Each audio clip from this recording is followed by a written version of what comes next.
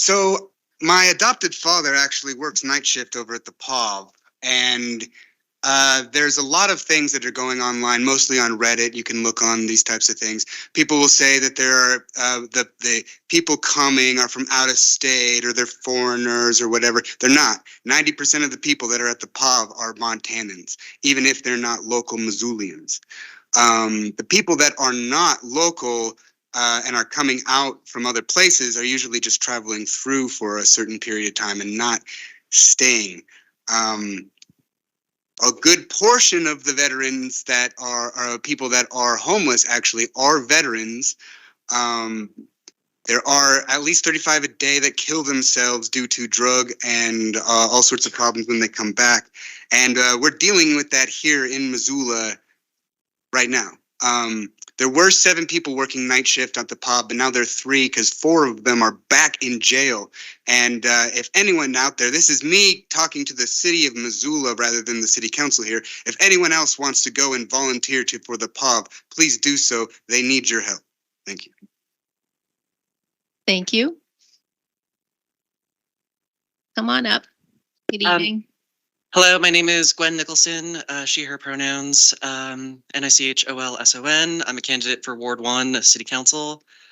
Something I want to open with to maybe help set the tone and tenor of this discussion. I just want to say up front, this crisis is not the fault of any one council member or city official. It's a crisis that's been caused over the course of 20 years worth of policy decisions, and I think attempts to address the depth and severity of this crisis that have unfortunately come short. So while it's not the fault of any one person in this room, it does fall to the people in this room to hear all perspectives and to take decisive action. And I think any way you slice it, the response that is kind of summarized by this emergency ordinance being made permanent is not commensurate to the crisis that we face. It's not commensurate as a stopgap solution, and it's not commensurate as a long-term solution.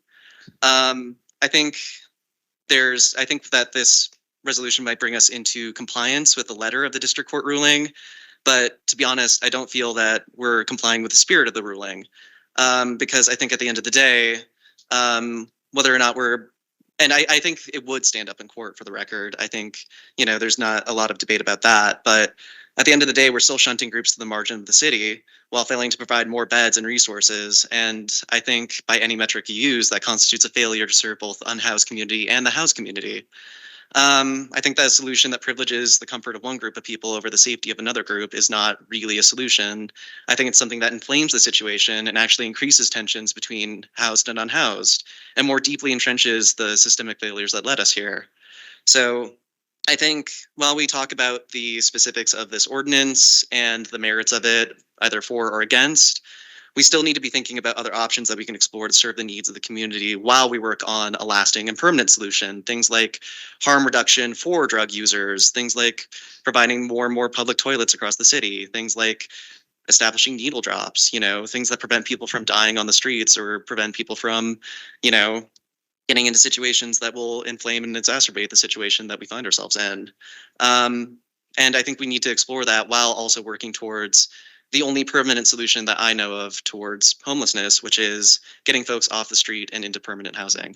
So thank you. I appreciate your time. Thanks for your comment.